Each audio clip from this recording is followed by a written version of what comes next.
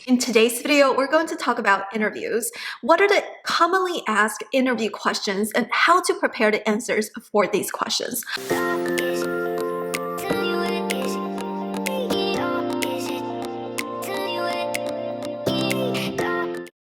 Hello my friends, welcome back to my channel. This is Miss Ming. In my channel, I do a variety of lifestyle videos and personal development videos. So if this is the first time you're in my channel, make sure you subscribe and ring the notification bell so that you won't miss out future content. In today's video, we're going to talk about interviews. What are the commonly asked interview questions and how to prepare the answers for these questions. Before we start, I would appreciate if you give this video a thumbs up, just smash that like button. The YouTube algorithm, because the more likes it gets, the more likely the YouTube algorithm pushes this video to more people and to help more people to prepare for their interviews. So I really appreciate your support.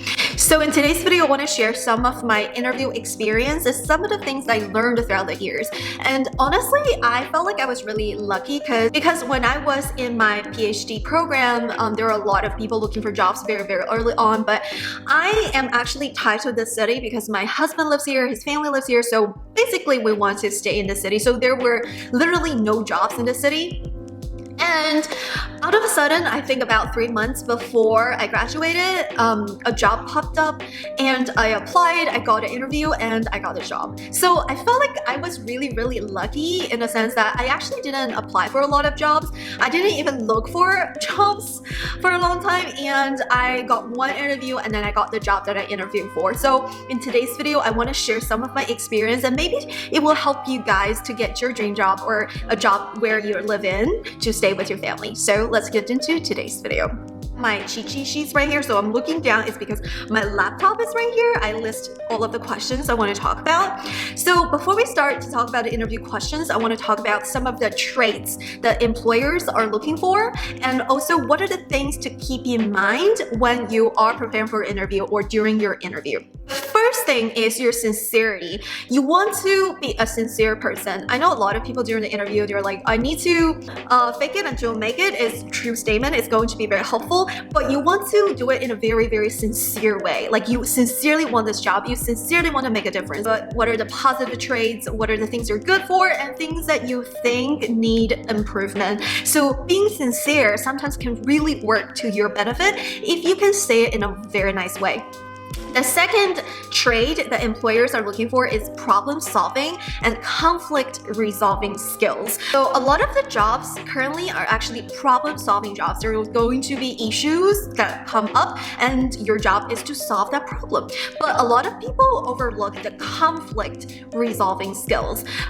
Most of the employers or HR people, they want to have a very harmonious working environment. And sometimes when there's disagreement, argument, how do you resolve the conflicts and reach the agreement is very, very important. They're looking for you as a problem solver and a conflict resolver. How do you work as a team? How do you talk to your workers, your teammates? And how do you resolve conflicts within the team or between the teams are very, very important, especially when it comes to customer service as well. The third trait is the candidate potential. A lot of times employers, they're looking at, yes, you already know a lot of the skills, you already have a lot of the knowledge, it's great.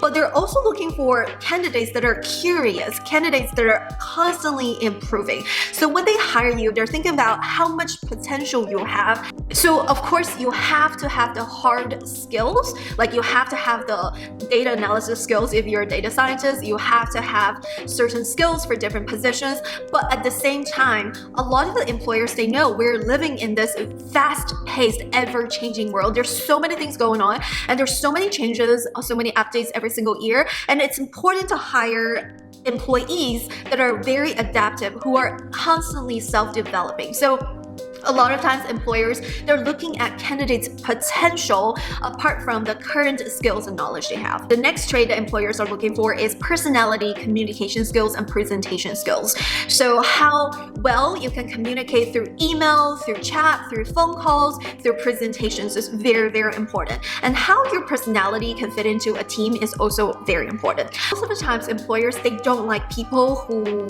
gossip a lot, who are like poking holes a lot. They like people who are more grounded, more down to earth, who can communicate effectively with clarity, who are likable to a lot of people, who can present effectively. So these personality and communication skills are considered as soft skills.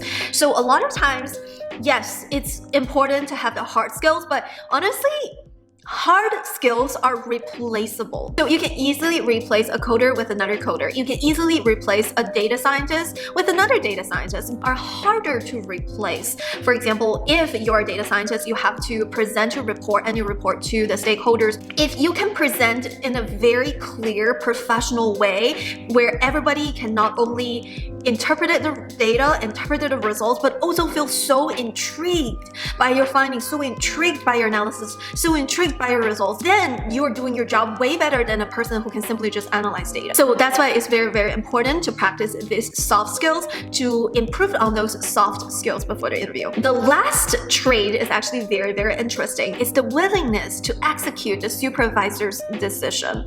Okay, this is actually really, really, really important because I remember years ago, I had an interview and they asked me this tricky question. Basically, you were given a truck full of food that are expiring soon. So the food in your truck, they're not expired yet, but they're expired in 1 or 2 days. And you're told to destroy those food. You're basically driving those food to a place where they can just recycle a lot of stuff and destroy the food.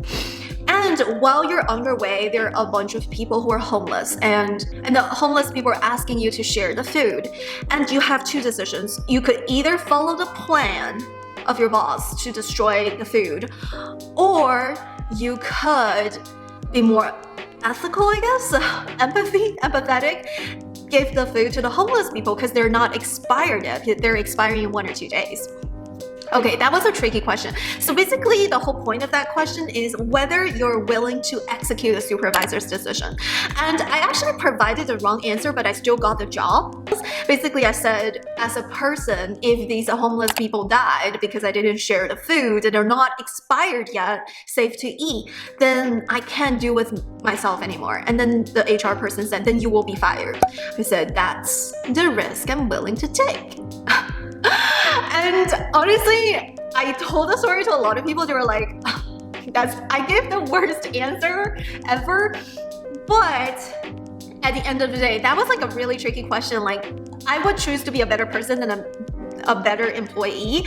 But that's the gist of that story, is that a lot of times employers, they really care about whether the employees are willing to execute the employer's decision. Because a lot of times as an employee, you don't see the big picture. And when they tell you to do certain things, you'll be like, it doesn't make any sense. But as a person who actually manage a lot of different parts, components of the work, maybe it will make sense as a whole, but it may not make sense for you as you just work on one part of the big project. So again, it's important that your supervisor can count on you to do the things, to execute their decisions to the full extent so that they can actually put different components together as a whole. So it's very important that you share your willingness to execute a supervisor's decision during the interview.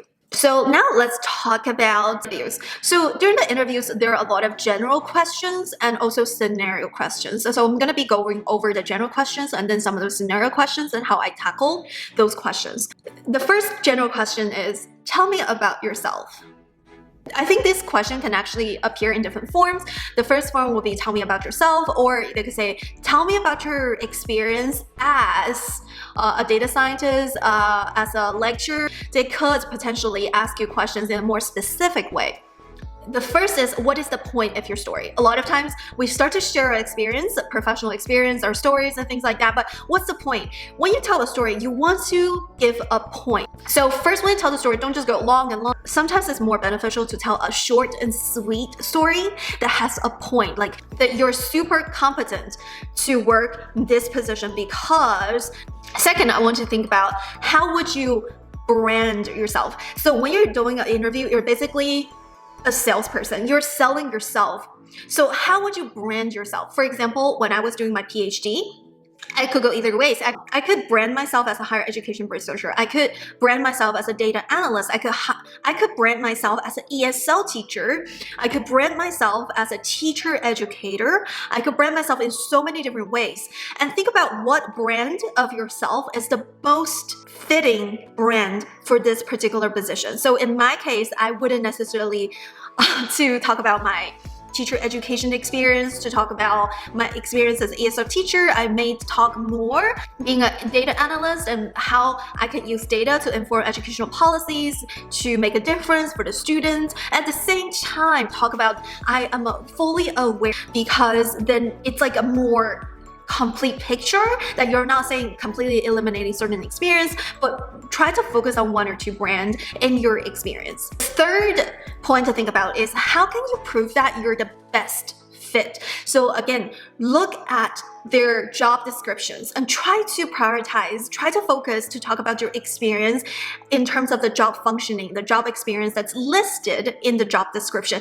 I studied the job description like for hours. I aligned every single experience of mine to the job descriptions. For example, my undergrad experience actually mattered because part of the job description is to be able to use the SQL server to do the SQL language, to do the coding, to pull the data. And then that's why I talk about my undergrad experience, because that speaks to that particular job description. And then I talk about my graduate experience. So again, like it's important to study the job description and how can you prove that you're the best fit with your experience, with evidence from your story about yourself. The next thing to talk about is to understand the information and work culture about the company. So when you're talking about your experience, you want to think about, okay, what type of company this is, what type of work culture it is. So if you are working as a team, you want to talk more about your teamwork experience. But if you're working as individuals, you want to talk about how you can take responsibilities and take the lead yourself. So again, you have to take into considerations of the company and the job nature, and again, align your own experience, your own stories with it, and it's going to help you to sell yourself to prove that you're the best fit for that particular position. And lastly, you want to think about what are the traits that employers and supervisors or interviewers are looking for. You want to know what are the traits that they are looking for in a job candidate. Are they focusing on hard skills? Are they focusing on communication skills? And you want to prioritize the story right there. So that actually requires you a lot of at the moment thinking, because when you're talking to your interviewer, you kind of want to understand what are they focusing on, what particular story they're interested in. Interview, it has a back channel effect. If they lost interest in a certain story, you want to quickly shift to another story. So again, although you may have prepared like 10 stories about your own experience in certain positions, you want to look at how they react once you started to speak. Okay, so the next question will be, why are you interested in this position? Or why do you want to apply this position? And why do you believe that you're a good fit? Okay, this is very, very, very important. First of all, you want to know almost everything about the company that you're applying for or the institution you're applying for. What is the goal of that institute? What is the vision of the company? And you want to align your visions to the company visions. You want to align your cultural value to the company value. I know it's kind of like, oh, you're selling your soul, but it is so important that you're aligning your goals with the company goals, because if you have a different goal, if you have a different priority, you're not going to necessarily benefit a company, you're just benefiting yourself. Another things to keep in mind when you talk about like why apply this position, why you're interested in position, do not talk so much about how this company can help you to learn. Nobody wants to hear that. Nobody wants to be used for your benefit. And then your company may think, okay, so you use us to learn, to progress, and then you're gonna leave us, and what do we benefit from you, right? So when you answer the questions like why apply this job, why you're interested in this position, why do you interested in our company, it's because you can talk about, oh, it's because the vision of this company is so-and-so, and I always want to be a part of so-and-so and so-and-so because personally I have a story and that totally changed my life. So I wanted to do something for others, and working at this position allows me to make a difference for someone else because it benefited me in the past. So Again, you're talking about your true story, you're talking about your personal story, but at the same time, so working at this company may help you to achieve your goals, but your goals is actually the company's goals. It's not necessarily to learn, it's actually making an action, it's actually to contribute to the company. So the company wants to know that you are willing to contribute. It's your goal to contribute. It makes you happy to contribute, not so much like, I'm just trying to learn. I quit my last job because I learned everything I already know, so I want to move forward. You don't want to appear like that because it gives people doubt about you, because it feels like you're just using the company. Another question is like, why did you leave your previous job? Again, like if you're a newly graduate, it may not be a big question. You'll be like, oh, I have no previous job, right? But if you had a job prior to the current position that you're working in, there are two ways to answer it. One reason is maybe you moved to a new city, or like maybe during the pandemic you were laid off. Like it could be a lot of external factors that you had to leave the previous. But there are also another way to answer it is that yes, the past job was so good, you learned so much and it was really great, but then you found this position, and this position aligned more with your goals to make a difference, to help people to achieve certain things, and it feels like your potential could actually shine more in this particular new position. So instead of focusing on why you want to leave the past job, like the toxic environment or whatever, nobody wants to hear you to complain about your past boss, okay? You can actually say, yes, the past job is great, but this position, this company is better because it aligns more with my goals. I can actually use all of my skills. I can actually contribute more. So you're shifting from why you left the previous job to why you want to apply this current job, and as a result, you will leave the previous job. So again, there are two different ways to go around it. So the next question is, what questions do you have for us? And this is so important. Your questions to the interviewers is actually a good representation of who you are. You want to ask sharp questions. One of the good questions to ask, actually it benefits you as well, is to ask, what is an everyday life is like being at this job? Could be like, what is an everyday life be like as a data analyst? And they will be like, oh, actually it varies day to day. That you can actually learn more about what type of job you're actually applying. So that is a good question. The ball is in your court when you ask a question like this. And then they actually love to hear this question because that shows that you are really interested in working for them.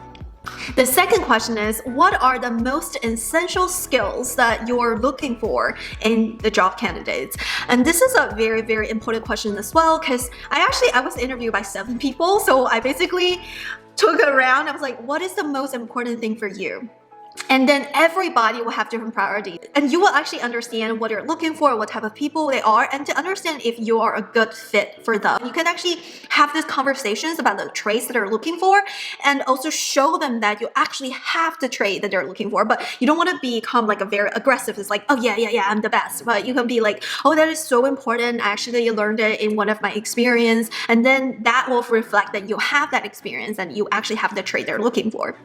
So in my experience, some of them talked about hard skills, data skills, statistical skills, coding skills. Others talk about presentation skills, communication skills, teamwork. And you will understand different people, their priorities, and you will think about, okay, I am actually a good fit. So the next one is very important. It is, what is your hiring timeline? It is so important to understand that when you're going to be called back, like you don't want to wait forever.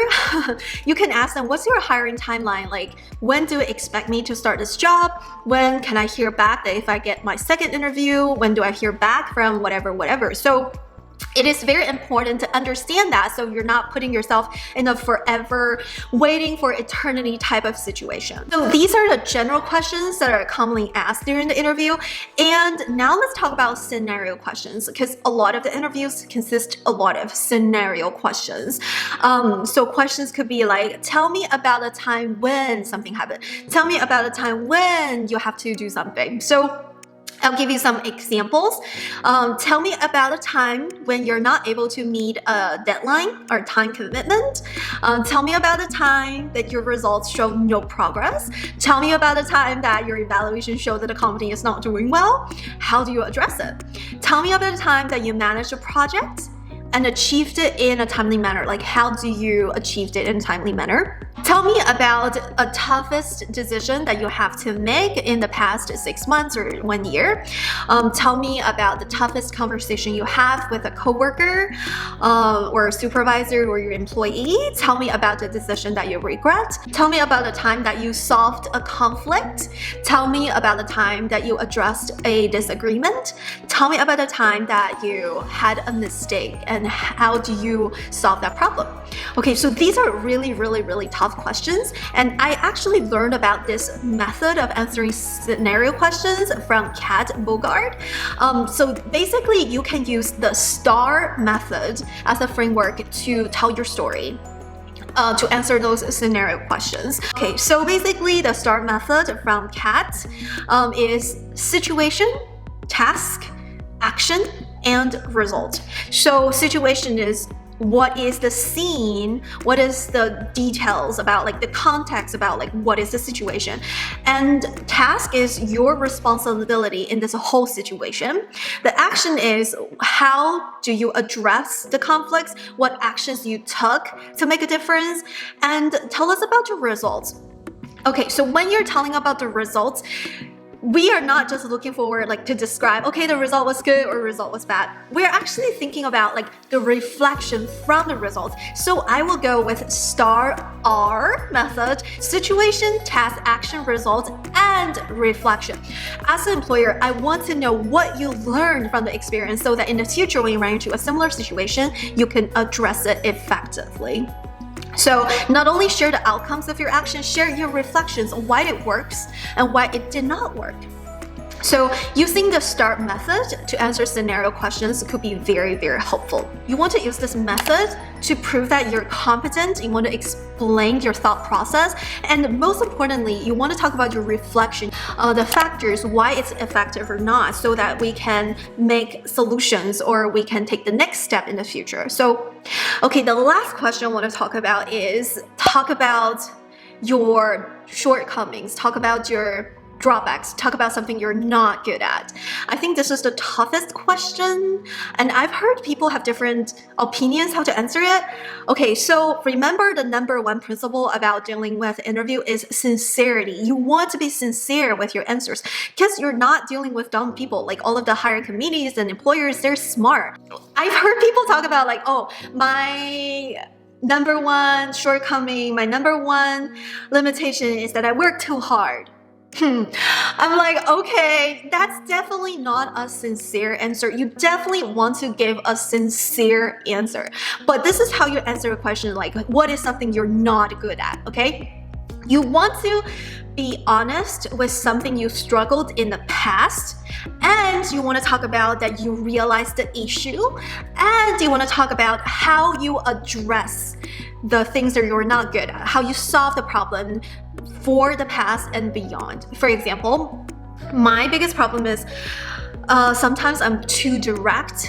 Sometimes when I communicate, I'm a little bit too direct, and it could be a good thing for a lot of people who don't like indirect requests or indirect comments, but it could also be perceived as being blunt. And some people, they feel like, you know, you're too direct, you hurt my feelings, you're not motivating me.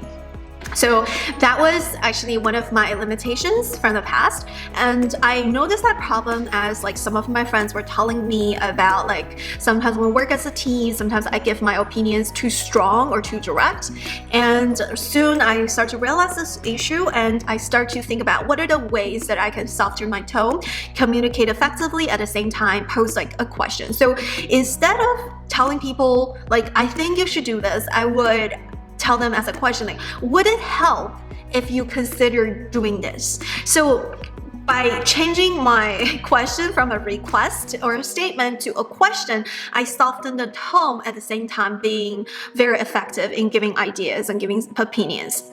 So instead of saying, I think, I would be like, oh, some people may think. So I distance myself from my opinion, say, some people may say that it's inconsiderate. Instead of saying, I think it's very inconsiderate that you do that, whereas some people may consider it inconsiderate. So I basically, to answer the question, I was being very honest in addressing one of my limitations from the past and how I came to realization that sometimes I was a little bit too direct, and I give people the solutions I have ever since. So it was a problem, and sometimes if like there are a lot of stress, I may come through being very direct again, but knowing that I am working on this problem, I already found a solution is going to be helpful. So again, I think you should be sincere in terms of like what limitations you have, be honest, but at the same time, don't just say that, oh, sometimes I procrastinate, but then you don't put a solution. Okay, so that is not good. Like always put a solution at the end. So for a lot of people, it could be sometimes there's so many competing projects and I become very overwhelmed, and that is my problem, right? Something I'm not good at. And later I noticed that actually I should make a list and prioritize certain things, and strategically prioritize certain things, and scratching down the mask and put a concrete schedule. So I've been practicing that as well. So now I think I'm very competent, and when it gets overwhelmed, I will try to like do this. So again, you're honest about your problem, but at the same time, you're providing a solution. You have a solution and you're working on it, or you haven't worked on it. Alrighty, I think this video is fairly long. We will call it a day. I hope this video can be helpful to you preparing for your job interviews. Again, I know in 2020 there are a lot of things going on in the economy, but I really hope that my video can be helpful to you. My tips and experience can be helpful to you in your job search, and good luck to all of your jobs. Alrighty, that's it for today. Before you go, don't forget to thumbs up for the YouTube algorithm so more people can hear those advice. It really helps me out, and maybe it will help out someone else as well. And consider subscribing to this channel, ring the notification bell, and I will see you in my next video. Happy job hunting! Good luck!